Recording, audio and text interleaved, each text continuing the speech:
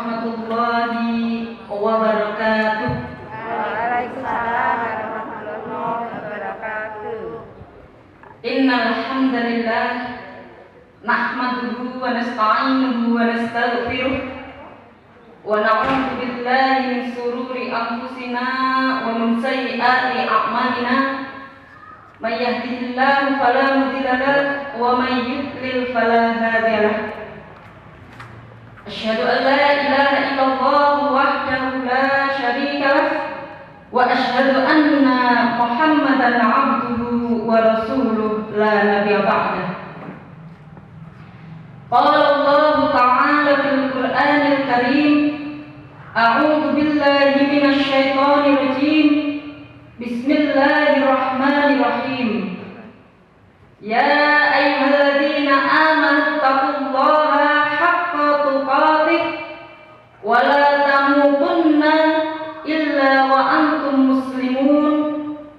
Wa qala aidan, ya ayyuhalladzina amanu taqullaha wa qulu qawlan sadida yuslih lakum a'malakum wa yaghfir lakum dhunubakum wa may yuti'illaha wa rasulahu faqad faza fawzan 'azima.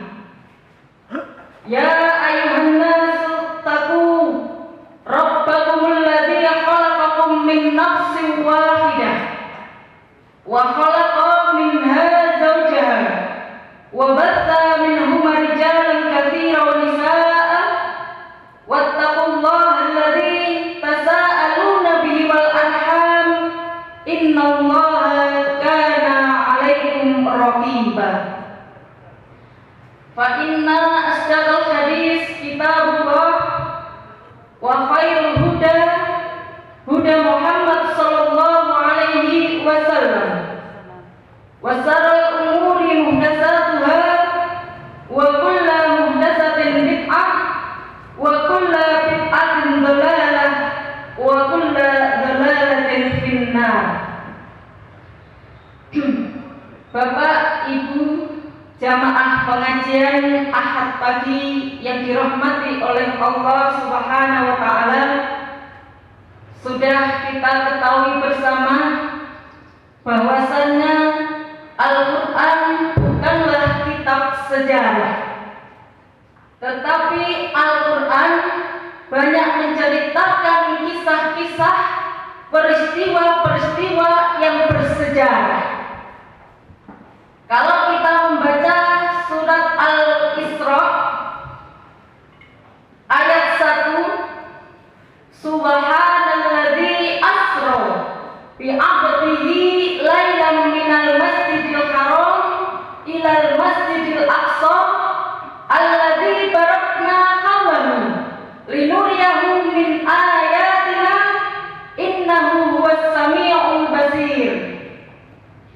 Maka di sana kita akan diingatkan dengan sebuah peristiwa yang sangat luar biasa, peristiwa penting bagi kita semua, yaitu peristiwa perjalanan Nabi Muhammad SAW dari Masjidil Haram menuju Masjidil Aqsa, lalu dilanjutkan ke Sidratul Muntaha. Peristiwa itulah yang dinamakan dengan peristiwa Isra Mi'raj, yang mana pada peristiwa Isra Mi'raj itulah Nabi Muhammad SAW menerima perintah wahyu pertama kali berupa melaksanakan ibadah sholat 5 waktu, yang mana sholat 5 waktu ini sampai detik ini, sampai sekarang ini masih dilaksanakan oleh jutaan umat manusia di muka bumi ini. Kalau kita mengkaji tentang surat Luqman, wa iqala Luqmanu li ibnihi wa huwa ya'iduhu ya bunayya la tusyrik billah inna syirka la dzulmun adzim. Maka kita di sana juga akan diingatkan oleh seorang budak, oleh seorang bapak yang mana bapak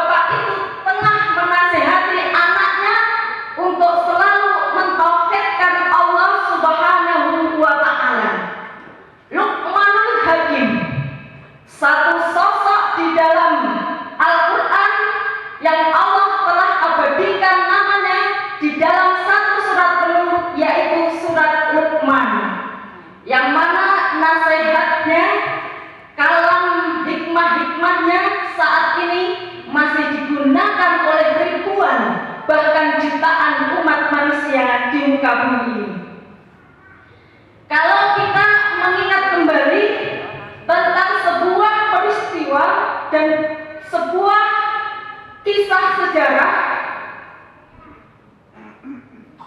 Alam taro kaifa fa'ala rabbuka bi ashabil fil alam yaj'al kaidahum fi tadlil wa arsala alaihim tayran ababil tarmihim bi hijaratin min sijjil faja'alahum ka'asfin ma'kul. Maka kalau kita membaca surat Al-Fil ini, kita juga akan diingatkan dengan sebuah sejarah, yaitu tentang kelahiran Nabi, tentang kelahiran seorang Rasul, tentang kelahiran seorang yang membawa risalah kebenaran, yaitu kelahiran Nabi Muhammad SAW. Dan pada saat itulah juga seorang Raja Abraha beserta bala tentaranya hendak ingin menghancurkan Ka'bah. Maka oleh Allah Subhanahu wa Ta'ala diutuslah yang namanya burung ababil untuk menghancurkan bala tentara Raja Abraha. Maka di situ kalau kita mengkaji surat Al-Fil, maka kita akan diingatkan dengan sebuah peristiwa kelahiran Nabi Muhammad SAW yang membawa cahaya nur keislaman di muka bumi ini. Kalau kita berbicara dan mengingat tentang surat Al-Baqarah ayat 30, wa id qala rabbuka lil malaikati inni ja'ilun fil ardi khalifah. Maka kita juga akan diingatkan dengan sebuah peristiwa yang sangat luar biasa, peristiwa yang sangat penting, bahkan sangat-sangat penting bagi jutaan umat manusia, yaitu peristiwa penciptaan manusia pertama kali di muka bumi ini, yang oleh Allah Subhanahu wa Ta'ala diberi tugas sebagai pemakmur dan sebagai khalifah di muka bumi ini, dari Nabi Adam alaihi salam sampai nanti berakhirnya di yaumil qiyamah. Bapak Ibu yang kami hormati, itulah Al-Quran yang dikatakan bukanlah kitab sejarah, tetapi ayat-ayat atau surat-surat di sebagian besar di dalam Al-Quran menceritakan kisah dan peristiwa-peristiwa bersejarah. Baik, sekilas kita akan membahas tentang penciptaan manusia pertama kali sebelum kita membahas golongan atau kelompok manusia yang telah Allah sebutkan di dalam Al-Qur'anul Karim. Wa id qala rabbuka lil malaikati inni ja'ilun fil ardi khalifah, kata Allah. Ya. Ternyata ayat ini mengingatkan kita kembali tentang proses penciptaan manusia pertama kali di muka bumi ini. Mulai dari Allah Subhanahu wa Ta'ala membuat pengumuman kepada para malaikat dan para iblis bahwasanya akan hendak menjadikan seorang khalifah di muka bumi ini. Lalu diproteslah oleh para malaikat. Ataja'alu, gimana? Ada yang hafal, Bunda? Qalu ataja'alu may yufsidu fiha wa yasfiku dima wa nahnu nusabbihu bihamdika wa nuqaddisu lak. Protes ini malaikat, Bunda. Duh Gusti Allah, kenapa engkau hendak ingin menjadikan seorang khalifah di muka bumi? Padahal kalau mereka berkembang biak hanya akan membuat kerusakan dan menumpahkan darah saja. Pasti satu dengan yang lainnya akan saling bermusuhan. Bukankah kami, kata malaikat, telah memuji engkau, telah senantiasa bertasbih kepada engkau, telah senantiasa sujud kepada engkau? Apakah kurang ya malaikat itu. Lalu apa jawab Allah? Inni a'lamu ma la ta'lamun. Sesungguhnya aku lebih mengetahui dari apa-apa yang tidak kamu ketahui. Kata Allah seperti itu kepada para malaikat dan kepada para iblis. Lalu diciptakanlah Nabi Adam alaihi salam sebagai manusia pertama kali. Lalu ditiupkanlah roh kepada Adam yang semulanya Adam diciptakan dari tanah liat. Lalu Allah Subhanahu wa taala setelah menciptakan Nabi Adam, maka diberi ilmu pengetahuan yang tidak diberikan oleh para malaikat dan iblis. Maka ada ayat yang namanya kita sebutkan wa 'allama Adamal asma'a kullaha tsumma 'aradahum 'alal malaikah. Nah, ternyata Nabi Adam alaihissalam ini diberikan ilmu pengetahuan yang mana ilmu pengetahuan ini tidak diberikan kepada para malaikat dan para iblis. Kerjaannya malaikat itu kalau disuruh sujud saja sampai yaumul kiamah nanti sujud. Kalau disuruh tasbih, kerjanya juga tasbih saja sampai yaumul kiamah. Lalu apa kata Allah? Coba malaikat sebutkan nama-nama benda yang ada di dalam surga. Ternyata malaikat tidak bisa menyebutkannya. Karena apa? Karena memang tidak diberi pengetahuan oleh Allah Subhanahu wa taala, yang diberi pengetahuan hanya Nabi Adam alaihi salam. Wa 'allama Adamal asma'a kullaha tsumma 'aradahum 'alal malaikah. Nah, maka dari itu karena fadilahnya Nabi Adam, karena keutamaannya Nabi Adam diberi ilmu pengetahuan, maka Allah Subhanahu wa taala memerintahkan para malaikat dan para iblis untuk bersujud kepada Nabi Adam, sujudut tawadhu iktirafan bi fadilil Adam. Sujudut tawadhu iktirafan li fadilil Adam. Sujud merendahkan diri atas keutamaan Nabi Adam alaihi salam karena telah diberi ilmu pengetahuan.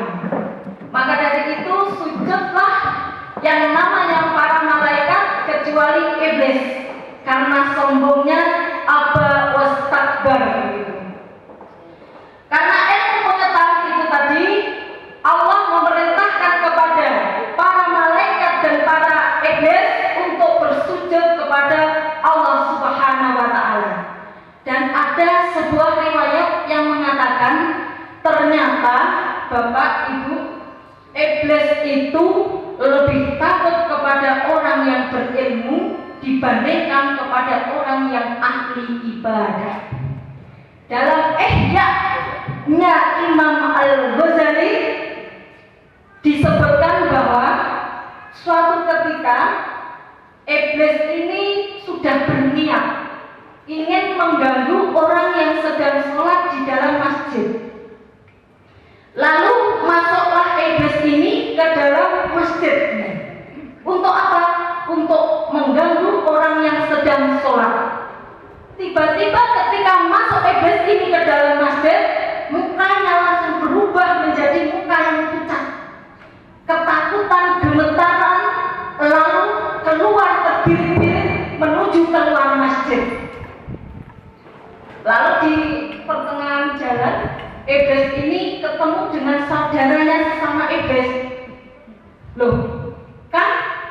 Ini bahasa ponorogonya begitu. Loh, kan? Kenapa kok lari terbirit-birit dari dalam masjid?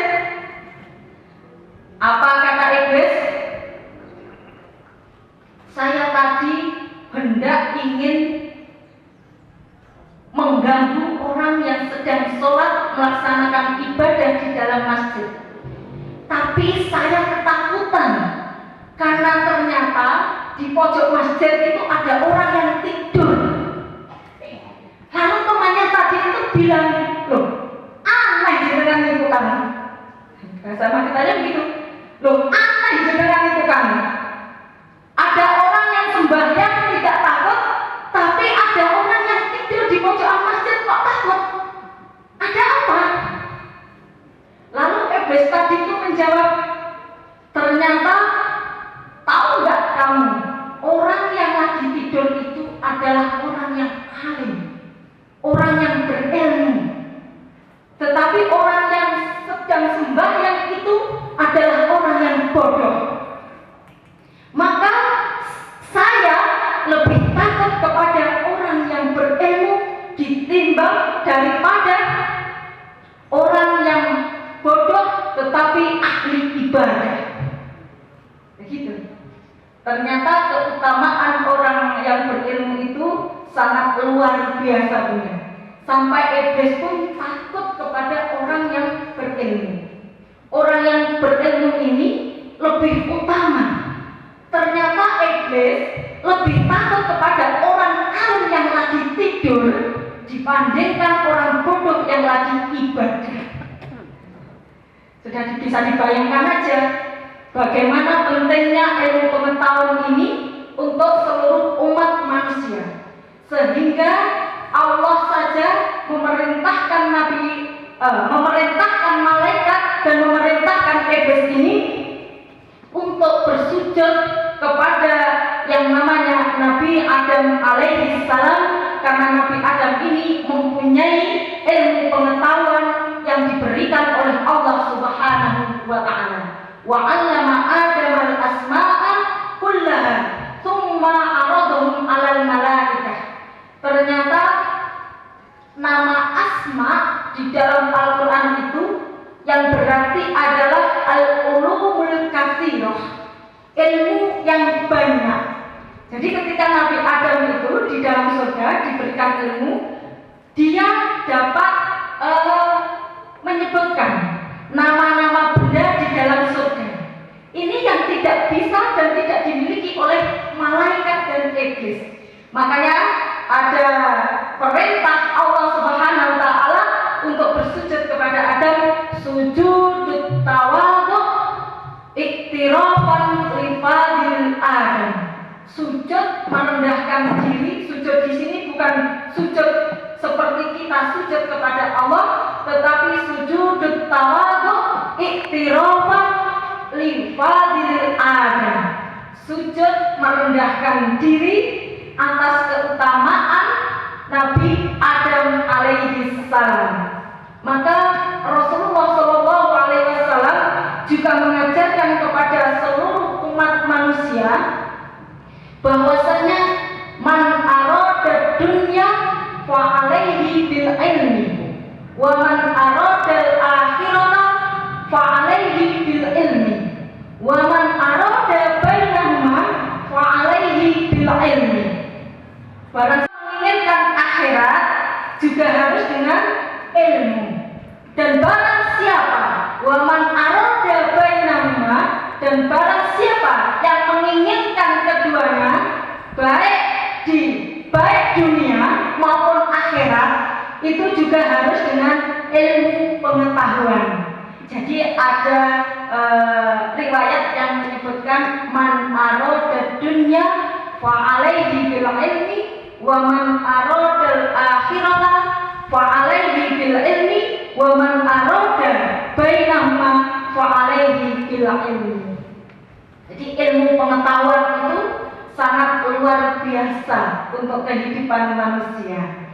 Baik, Bapak Ibu jamaah pengajian yang kami hormati, sampai karena bangkangnya iblis ini, maka oleh Allah Subhanahu wa taala diusir dari dalam surga. Karena apa? Karena sombong. Aba wastakbar, karena tidak mau bersujud kepada Nabi Adam alaihissalam. Karena diusirnya iblis dari dalam surga, maka ada dendam kusumat di hati iblis beserta para tentaranya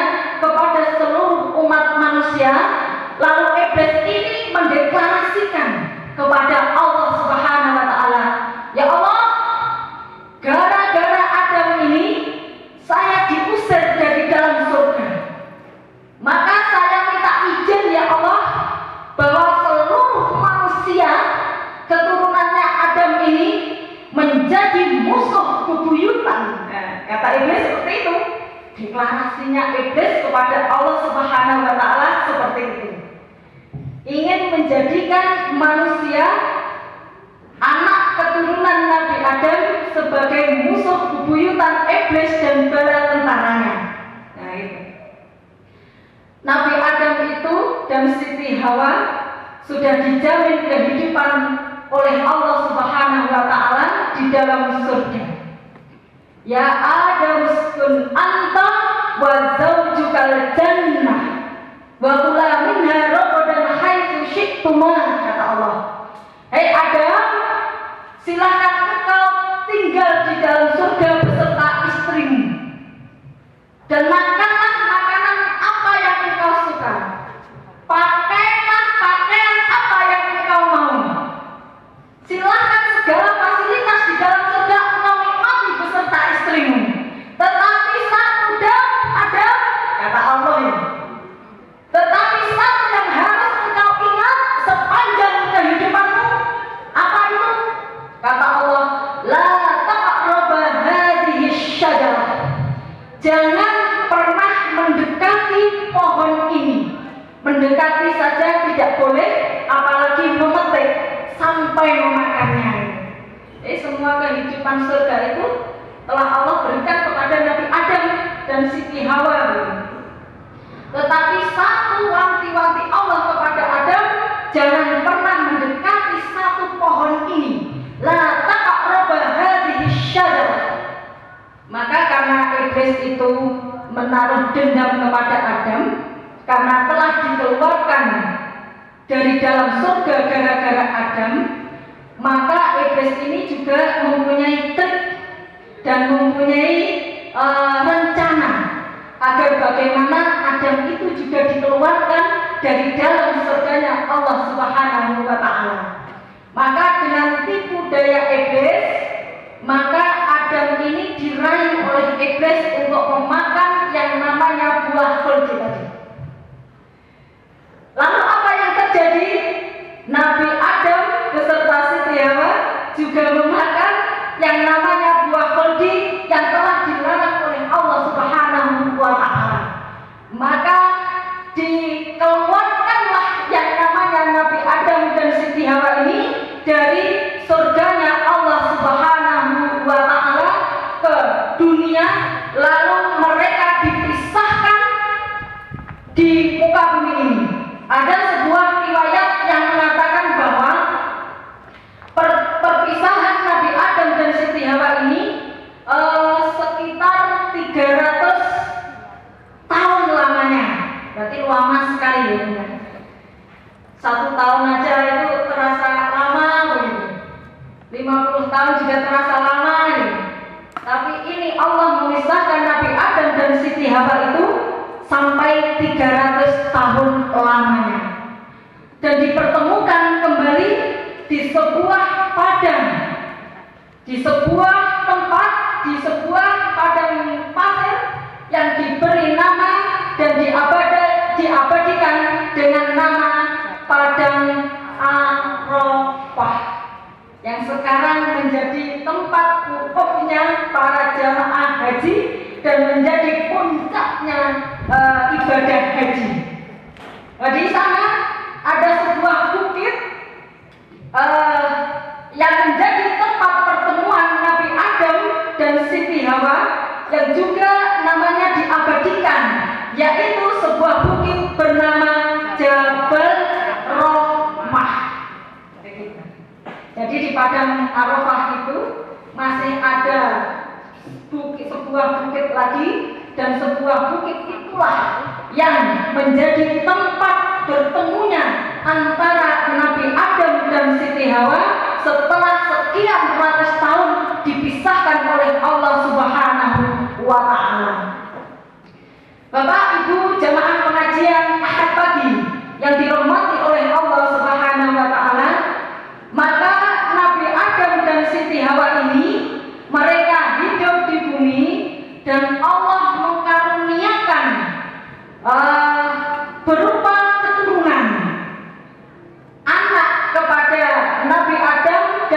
Siti Hawa.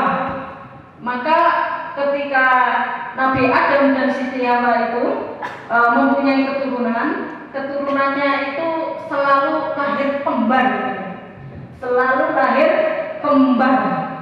Jadi di zamannya Nabi Adam itu pernikahannya itu adalah pernikahan silam. Sampai manusia pertama kali diciptakan sampai beranak pinak ini, pertama kali manusia bernama Nabi Adam alaihissalam yang menjadi bapak dari seluruh umat manusia yang ada di muka bumi ini. Jadi Siti Hawa itu ketika melahirkan selalu kembar. Ada anak A dengan anak B lahir pertama, terus disusul anak C dan anak D lahir kedua. Maka pada zaman Nabi Adam alaihissalam perkawinannya adalah perkawinan silam. A kawin dengan D, C kawin dengan B, jadi silam. Saudara kembar, tapi perkawinannya adalah perkawinan silam. Dan di antara putra-putra Nabi Adam alaihissalam yang tengah membuat sejarah adalah bernama Habil dan Qabil. Diriwayatkan di sebuah riwayat bahwasanya Qabil ini tengah membunuh saudaranya sendiri bernama Habil. Karena Qabil ini ingin menikahi saudara kembarnya sendiri.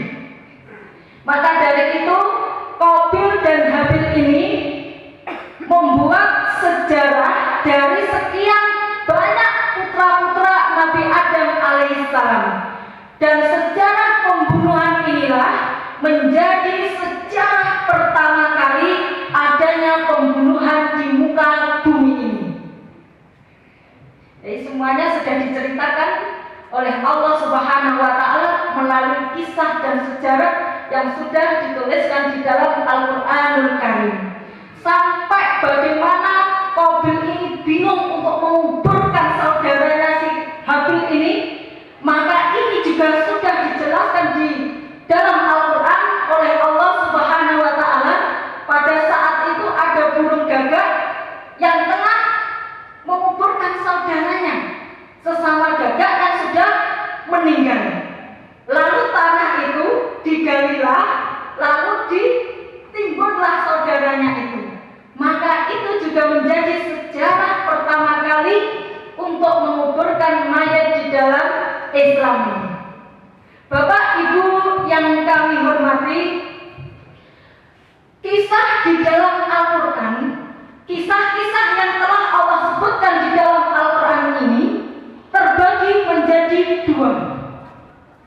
Yang pertama, ada kalanya kisah itu sebagai informasi saja dan tidak akan terjadi pada kehidupan yang akan datang.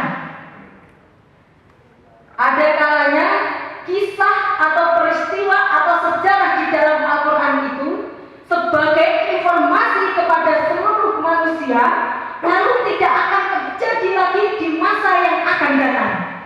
Contohnya adalah kisah Maryam. Sudah tahu ya, Bunda?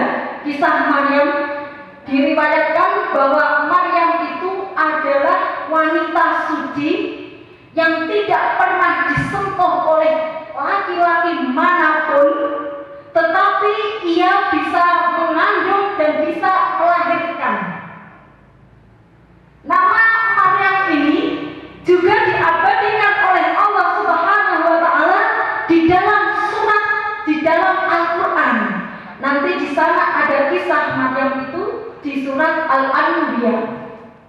Di surat Al-Anbiya ayat 83 sampai 92. Di sana ada kata-kata Maryam diabadikan oleh Allah Subhanahu wa Ta'ala di dalam satu surat penuh, yaitu surat Maryam. Bahwasanya Maryam ini tidak pernah disentuh oleh laki-laki manapun, tidak pernah disentuh oleh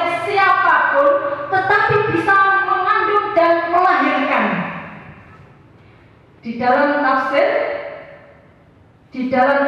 disebutkan ke depan di masa yang akan datang tidak akan pernah terjadi lagi seorang wanita tidak pernah disentuh laki-laki manapun, masih suci, masih bersih, lalu ia mengandung dan melahirkan kecuali perempuan itu bernama Maryam. Kalau saat ini mungkin banyak perempuan yang mengandung, melahirkan tanpa adanya bapak, banyak. Tetapi orang yang bisa mengandung dan melahirkan tanpa disentuh laki-laki manapun itu hanya Maryam sendiri. Ada kalanya kisah ini sebagai informasi saja, tetapi tidak akan terulang kembali di masa yang akan datang. Cukup Maryam. Kalau ada perempuan yang bisa mengandung dan melahirkan tanpa adanya bapak itu banyak. Tetapi perempuan yang tidak pernah disentuh oleh laki-laki manapun dan masih suci tetapi bisa mengandung dan melahirkan itu hanya Maryam saja. Begitu.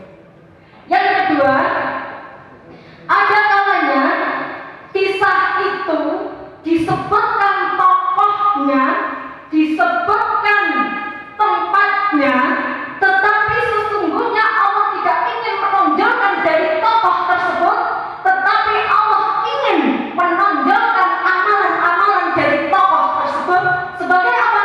Sebagai ibrah, sebagai pelajaran, sebagai solusi, sebagai inspirasi di kehidupan yang akan datang jika umat manusia nanti mengalami hal yang serupa. Ini ada di dalam Quran surat 21 ayat 83 sampai 92. Surat ke-21 itu insya Allah adalah surat Al-Anbiya. Maka dari itu Bapak Ibu nanti monggo bisa dilihat surat Al-Anbiya ayat 82 sampai 83. Di sana dikisahkan kisah-kisah Rasul yang sudah dijelaskan oleh Allah Subhanahu wa taala di dalam Al-Qur'anul Karim. Nah, kisah itu di sana akan ada kisah Nabi Ayub alaihi salam. Di sana juga disebutkan kisah Nabi Yunus alaihi salam. Di sana juga disebutkan kisah Nabi Zakaria alaihi salam dan juga disebutkan kisahnya seorang perempuan suci yang belum pernah disentuh oleh laki-laki manapun, tapi ia bisa hamil dan bisa melahirkan. Nama Maryam juga diabadikan oleh Allah Subhanahu wa taala di Quran surat Al-Anbiya ayat 82 sampai 93. Jadi kisah-kisah yang disebutkan Allah di dalam Al-Quran tadi ada kalanya sebagai informasi saja, dan kisah ini, kejadian ini tidak akan terulang kembali di masa yang akan datang. Yang kedua, kisah di dalam Al-Quran itu ada kalanya sebagai ibrah, sebagai pelajaran, sebagai solusi, sebagai inspirasi untuk kehidupan yang akan datang kalau ada umat manusia mengalami hal yang serupa. Luar biasa ini cerita dari Nabi Yunus, Nabi Zakaria, Nabi Ayub dan juga Siti Maryam. Enggak punya suami kok bisa hamil dan bisa melahirkan. Kita bayangkan saja ya, yang ibu-ibu seorang perempuan tidak punya suami, tidak punya laki-laki, tetapi bisa mengandung dan bisa melahirkan. Begitu juga dengan kisah Nabi Ayub, kisah Nabi Zakaria, kisah Nabi Yunus yang begitu hebatnya, luar biasanya.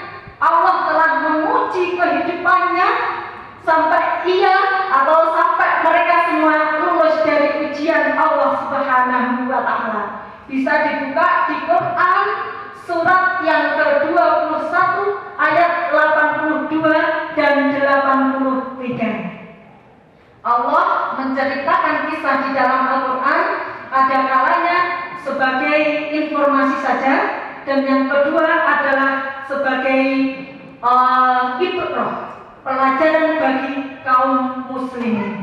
Bapak Ibu yang kami hormati, bila kita membaca surat Al-Baqarah, surat kedua setelah surat Al-Fatihah, maka di sana Allah Subhanahu wa Ta'ala menerangkan tentang golongan atau kelompok-kelompok manusia di dalam Al-Quran. Kalau tadi kita sekilas mengingat kembali proses terjadinya atau proses penciptaannya manusia pertama kali di muka bumi ini, dari Nabi Adam sampai nanti ke yaumil kiamah, maka sekarang kita akan mengulas kelompok atau golongan manusia yang Allah telah sebutkan di dalam Al-Quran di surat yang kedua, yaitu surat Al-Baqarah setelah surat Al-Fatihah. Di sana Allah Subhanahu wa Ta'ala membagi manusia atas 3 kelompok atau 3 golongan. Yang pertama, kelompok al-mu'minun al-muttaqun, kelompok orang-orang mukmin. Nah, Allah Subhanahu wa Ta'ala menyebutkan kelompok orang mukmin ini ada di surat Al-Baqarah ayat 1 sampai dengan 5. Sudah hafal Bapak Ibu? Surat Al-Baqarah ayat 1 sampai dengan 5? Sudah nggih? Sudah. Alhamdulillah. Bismillahirrahmanirrahim. Alif Lam Mim. Dzalikal kitabu la raiba fihi hudan lil muttaqin. Alladzina yu'minuna bil ghaibi wa yuqimuna sholata wa mimma razaqnahum yunfiqun. Walladzina yu'minuna bima unzila ilaika wa ma unzila min qablik wa bil akhirati hum yuqinun. Terus wa ulaika humul muflihun. Allah Subhanahu wa Ta'ala membagi manusia atas 3 golongan. Yang pertama adalah golongan orang mukmin, yakni al-mu'minun al-muttaqun, yang telah dijelaskan oleh Allah Subhanahu wa Ta'ala di dalam surat Al-Baqarah ayat 1 sampai dengan 5. Nah, baik, kita mengkaji golongan orang-orang mukmin ini. Artinya juga dibacakan Bunda. Alif Lam Mim, dzalikal kitabu la raiba fihi. Apa artinya kira-kira? Kitab Al-Quran ini tidak ada keraguan di dalamnya, petunjuk bagi orang-orang yang bertakwa. Maka dari itu Allah membagi golongan yang pertama ini disebut dengan al-mu'minun al-muttaqun. Begitu. Yang kedua, alladzina yu'minuna, ternyata ciri-ciri orang mukmin itu disebutkan oleh Allah Subhanahu wa Ta'ala di dalam surat yang ketiga. Alladzina yu'minuna bil ghaibi. Ternyata orang-orang yang beriman kepada yang gaib, yang tidak nampak kasat mata. Iman kepada yang gaib itu ya iman kepada Allah, iman kepada para malaikat, bahkan iman kepada percaya atas adanya jin, percaya atas adanya iblis. Itu juga beriman kepada al-ghaib. Ya. Pertama, ciri orang beriman itu disebutkan alladzina yu'minuna bil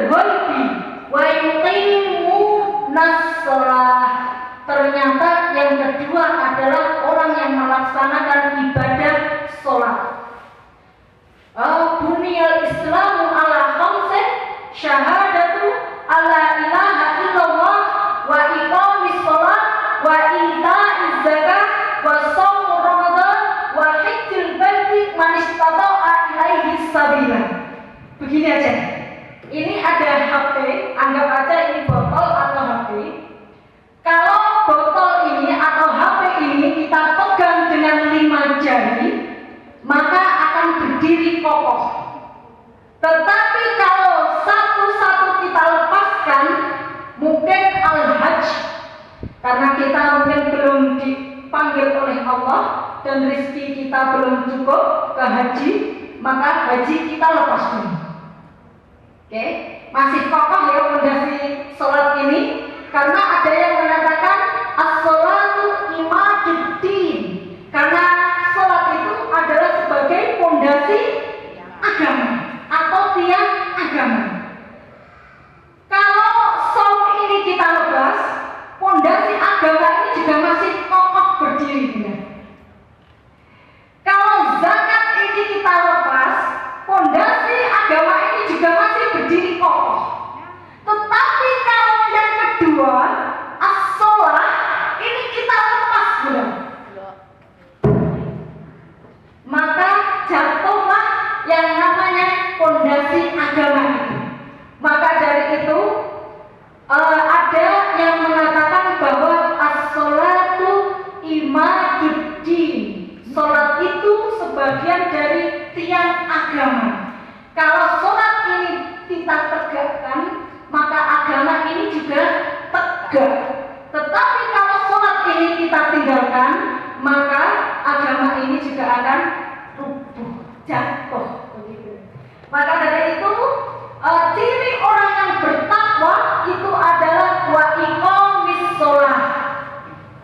Alladzina yu'minuna bil ghaibi wa yuqimuna sholata wa mimma razaqnahum yunfiqun. Ternyata yang selanjutnya adalah orang-orang yang suka bersedekah. Luar biasa sholat dan sedekah ini. Bahkan Nabi pertama kali, Nabi Muhammad SAW pertama kali menerima wahyu pada saat Isra Mi'raj, itu adalah perintah untuk melaksanakan ibadah yang bernama sholat 5 waktu. Kalau kita mengkaji Subhanalladzi asra bi 'abdihi lailam minal masjidil haram ilal masjidil aqsa alladzi barakna hawlahu linuriyahu min ayatina innahu was-sami'ul basir. Ayat ini sangat luar biasa itu. Kalau perintah melaksanakan zakat, melaksanakan ibadah lain, itu cukup ayatnya saja yang turun. Tetapi perintah untuk melaksanakan sholat ini langsung nabinya Muhammad, nabinya langsung yang dipanggil oleh Allah untuk menerima wahyu berupa sholat. Kalau ayat-ayat yang lain tentang zakat, tentang berinfak, tentang sedekah itu tidak menggunakan nama Maha Suci Allah, maka perintah ini pertama kali oleh Allah Subhanahu wa taala diawali dengan bertasbih, menaruhkan kesuciannya untuk sebuah perjalanan yang sangat luar biasa, yaitu perjalanan yang dinamakan dengan perjalanan Isra Mi'raj. Jarang ayat Al-Quran yang awalnya menggunakan kalimat tasbih, kecuali ada beberapa ayat saja di dalam Al-Quran. Salah satunya adalah Subhanalladzi asra bi 'abdihi lailan minal masjidil haram ilal masjidil aqsa alladzi barakna hawlahu linuriyahu min ayatina innahu was-sami'ul basir. Ternyata Allah berani menaruhkan sebagai taruhan maha sucinya atas perjalanan Nabi Muhammad ketika mau menerima perintah berupa as-sholah. Kalau perintah perintah zakat, perintah sedekah, perintah birrul walidain itu ayatnya langsung turun Bunda, tanpa dipanggil nabinya. Tetapi kalau perintah sholat ini Bapak, langsung nabinya langsung dipanggil oleh Allah ke Sidratul Muntaha sana untuk menerima yang namanya ibadah sholat. Luar biasa ini. Subhanalladzi asra bi 'abdihi lailan minal masjidil haram ilal masjidil aqsa, yang endingnya nanti Nabi Muhammad SAW menerima ibadah, yaitu ibadah sholat 5 waktu. Yang mana sholat 5 waktu itu sampai saat ini, sampai detik ini masih dilaksanakan oleh jutaan umat manusia. Walladzina yu'minuna bima unzila ilaika wa ma unzila min qablik wa bil akhirati hum yuqinun. Ternyata orang yang percaya kitab Al-Quran dan kitab sebelum Al-Quran diturunkan, jadi percaya. Karena apa? Al-Quran ini sebagai penyempurna kitab dari kitab-kitab terdahulu.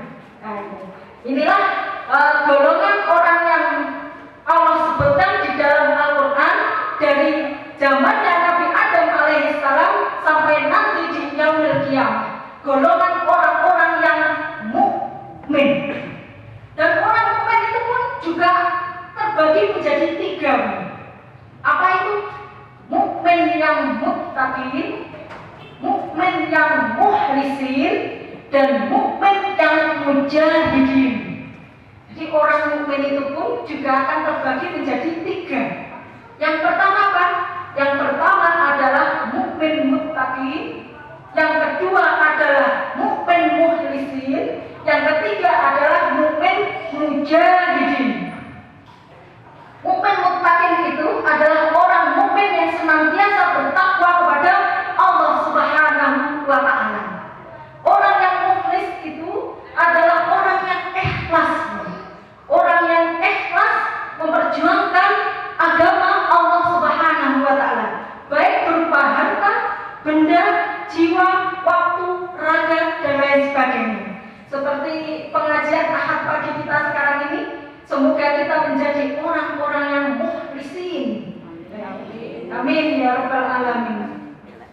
Wa ma umiru illa liya'budullaha mukhlisina lahuddin hunafa'a wa yuqimus sholata wa yu'tuz zakata wa dzalika dinul qayyimah. Ada di dalam surat Al-Bayyinah. Nah, nanti bisa dilihat Bapak Ibu tentang orang-orang yang mukhlisin. Wa ma umiru illa liya'budullaha mukhlisina lahuddin hunafa'a wa yuqimus sholata wa yu'tuz zakata wa dzalika dinul qayyimah. Nah, nanti bisa dilihat Bapak Ibu. Jadi mukmin ini ada mukmin yang muttaqin, ada mukmin yang mukhlisin, dan ada mukmin yang mujahidin. Satu lagi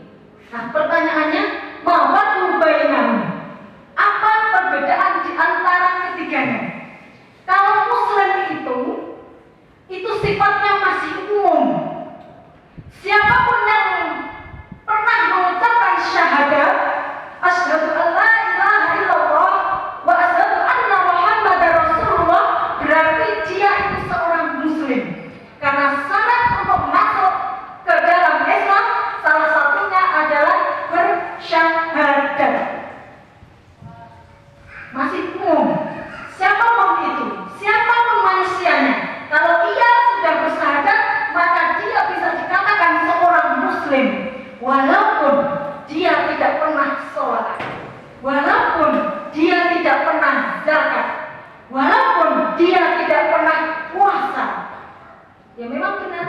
Banyak orang muslim yang tidak pernah sholat, tidak pernah puasa, dan juga tidak pernah zakat itu. Tapi katanya dan zatnya adalah zat muslim, begitu. Ya. Iya. Hanya katanya saja muslim. Muslim itu sifatnya masih umum dan siapa saja bisa, asalkan pernah mengucapkan kalimat syahadat. Muslim. Lalu seorang muslim sejati itu akan dilihat dari keyakinannya kepada Allah, ya, bahwasanya Allah itu adalah Tuhan, satu-satunya Tuhan yang berhak disembah di muka bumi ini.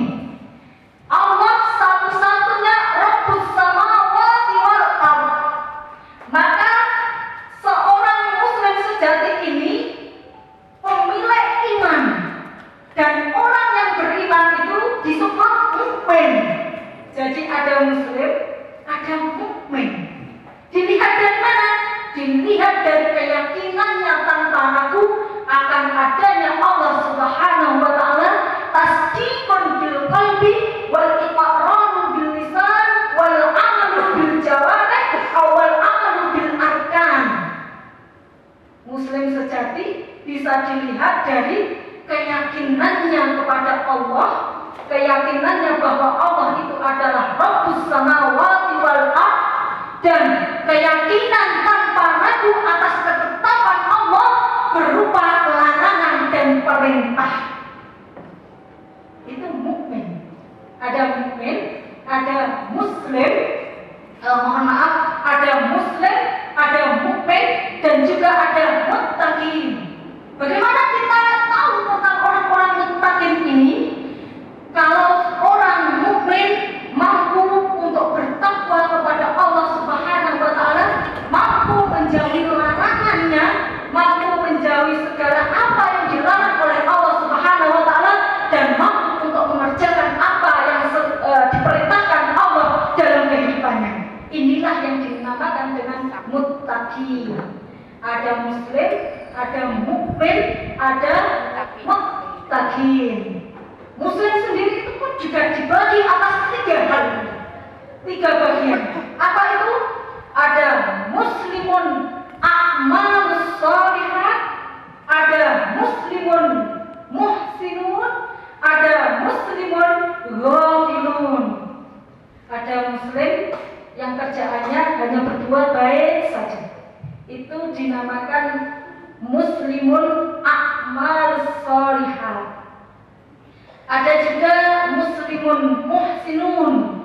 Ini adalah tingkatan tertinggi. Kalau di pengajian Ahad pagi yang dulu itu pernah saya singgung tentang a'malus shalihat. Dan yang ketiga adalah muslim yang ghafilun, lalai dalam agamanya, lalai dalam sholatnya, lalai dalam perintah-perintah menjalankan perintah dari Tuhannya. Jadi kalau kita berbicara tentang a'malus shalihat itu, Bapak, ada 5 tahapan. Kita ulang kembali untuk mengingatkan. Yang pertama ada at-thayyib, yang kedua ada al-khair, yang ketiga ada al-ma'ruf, yang keempat ada al-ihsan, dan yang kelima tingkatan paling tinggi yaitu as-shalih. At-thayyib, al-khair, al-ma'ruf, al-ihsan, dan ada as-shalih. Thayyib itu berupa fisik punya. Kita makanan yang baik, makanan yang bergizi, itulah tingkatan dari at-thayyib. Ya, thayyiban. Yang kedua, ada tingkatan yang agak lebih tinggi lagi, itu yang disebut di dalam Al-Quran itu ada al-khair. Al-khair itu adalah sifatnya baik, sifatnya muhsin. Itulah di tingkatan yang kedua, yaitu ada al-khair. Wal takum minkum ummatin yad'una ilal khair wa ya'muruna bil ma'ruf wa yanhauna 'anil munkar wa ulaika humul muflihun. Ada juga tingkatan yang ketiga, yaitu tingkatan al-ma'ruf. Jadi al-khair ini selalu disandingkan dengan al-ma'ruf. Ada al-ma'ruf. Dan tingkatan yang atasnya lagi ada al-ihsan. Al-ihsan itu apa? Anta'budallaha ka'annaka tarahu fa illam takun tarahu fa innahu yaraka. Ibadah yang seakan-akan Allah itu melihat kita. Kita juga bisa melihat Allah. Kalaupun toh kita tidak bisa melihat Allah, tapi yakinlah dimanapun kita berada, bentuk ibadah apapun yang kita lakukan, Allah selalu melihat kita. Itulah yang dinamakan dengan al-ihsan. Jika di dalam manusia atau seorang hamba itu ada at-thayyib, ada al-khair, ada al-ma'ruf, dan ada al-ihsan, keempat-empatnya itu dijadikan satu, maka akan membentuk seorang pribadi muslim yang saleh. Maka ada setiap lahirnya ada kelahiran itu semoga menjadi anak yang soleh dan solehah. Empat-empatnya itu sudah masuk di dalamnya. Baik, ada muslim a'mal solehah, ada muslim muhsinun, dan ada muslim ghafilun. Golongan orang-orang yang kedua Allah sebutkan di dalam Al-Qur'anul Karim itu adalah golongan orang-orang kafir. Yang di dalam Al-Qur'an itu ayat ke-6 dan ke-7 sampai 5. Kalau kafir itu hanya 2 saja. Di ayat yang ke-6 dan yang ke-7. Innal ladzina kafaru sawa'un 'alaihim. Innal ladzina kafaru sawa'un 'alaihim a andartahum am lam tundirhum la yu'minun. Khatamallahu 'ala qulubihim wa 'ala sam'ihim wa 'ala absarihim ghishawatun wa lahum 'adzabun 'adzim. Ternyata Allah itu menyebutkan golongan orang-orang kafir itu ada di 2 ayat saja, Bunda. Yaitu surat Al-Baqarah ayat 6 sampai dengan 7. Golongan orang-orang kafir yang tidak mau beribadah kepada Allah Subhanahu wa ta'ala. Kafir ini pun juga dibagi atas 4. Yang pertama kafir ingkar, yang kedua kafir juhud, yang ketiga kafir inat, dan yang keempat adalah kafir nifak. Mau menyebutkan munafik, tapi nifak gitu ya. Kalau kafir ingkar itu orang kafir yang tidak pernah mengenal Allah sama sekali dan tidak mengikuti agama Allah. Yang kedua ada kafir juhud. Kafir juhud itu batinnya mengakui Allah, tetapi dia enggan untuk mengikrarkan dengan lisannya. Yang termasuk kafir juhud ini adalah orang-orang Yahudi dan iblis, Bapak Ibu. Iblis itu mengakui akan adanya Allah, tetapi mulutnya, lisannya itu ingkar, tidak mau mengikrarkan. Orang Yahudi juga begitu. Yang ketiga ada kafir inat. Kafir inat ini adalah mengenal Allah dengan batinnya, mengakuinya secara lisan, tetapi tidak mengikuti agama yang diajarkan oleh Allah Subhanahu wa ta'ala. Penganut kafir inat ini adalah Abu Thalib. Hatinya percaya kepada Allah, mengakui akan adanya Allah, lisannya juga mengikrarkan, tetapi ia enggan untuk masuk ke dalam Islam. Bahkan Abu Thalib ini adalah satu-satunya penjaga Nabi Muhammad SAW dari kaum Yahudi dan Nasrani. Baik. Yang keempat adalah kafir nifak. Kafir nifak ini mengikrarkan secara lisan kalau ia itu yakin akan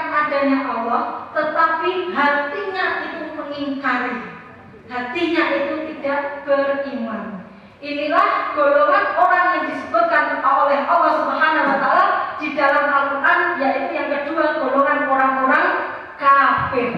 Golongan yang terakhir yang Allah sebutkan di dalam surat Al-Baqarah ayat 8 sampai 20, yaitu golongan orang-orang munafik. Golongan orang-orang munafik. Allah telah sebutkan paling banyak golongan orang-orang munafik ini dibandingkan dengan golongan orang-orang kafir. Kalau orang kafir itu hanya 2 ayat saja, maka orang-orang munafik ini ada 13 ayat. Kalau kita buka surat Al-Munafikun dan surat Al-Kafirun, bahwasanya surat Al-Kafirun ini juga lebih pendek dibandingkan dengan surat Al-Munafikun. Intinya apa?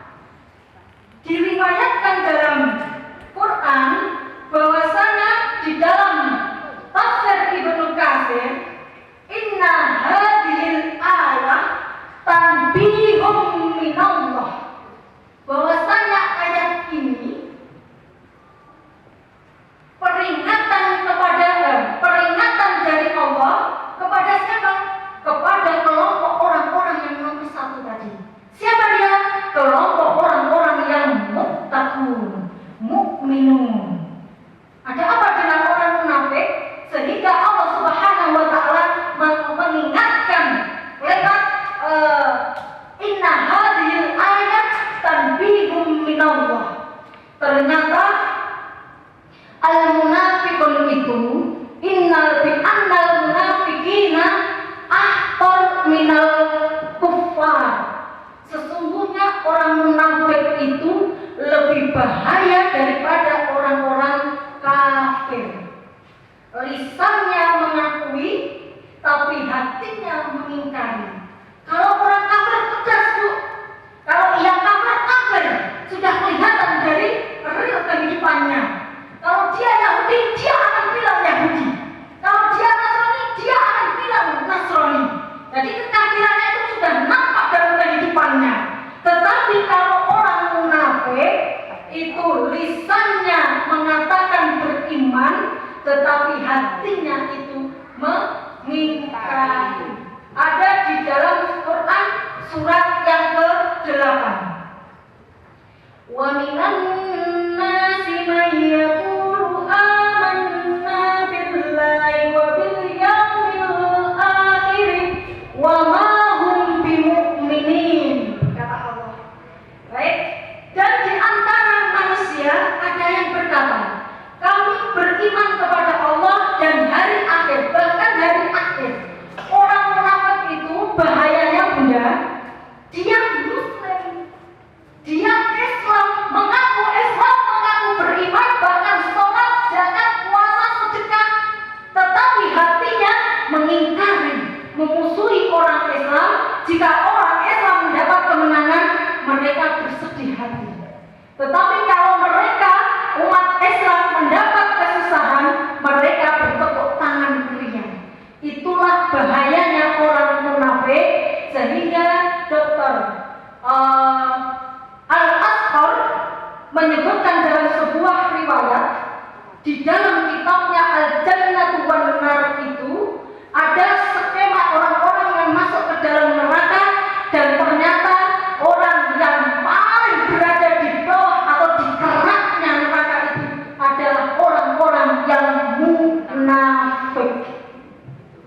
Ternyata orang yang munafik itu nanti oleh Allah, dan sudah disebutkan di dalam Al-Quran, innal munafiqina fid-darkil asfali minan nar. Sesungguhnya orang munafik itu nanti berada di kerak neraka paling bawah. Baik, Bapak Ibu yang kami hormati, mungkin waktunya sudah habis begitu ya. Terima kasih atas segala kesempatan silaturahimnya. Mohon maaf atas segala kekurangan dan kekhilafan. Semoga kita oleh Allah Subhanahu wa taala dijadikan oleh golongan orang-orang yang muttaqin salihin, orang-orang yang mukminin dan orang-orang yang muhsinin, dan kita senantiasa dijauhkan oleh Allah Subhanahu wa taala dari golongan orang-orang kafir dan golongan dari orang-orang yang munafikin. Mohon maaf atas segala kekurangan dan kekhilafan. Al-birru man ittaqa. Wassalamualaikum warahmatullahi wabarakatuh.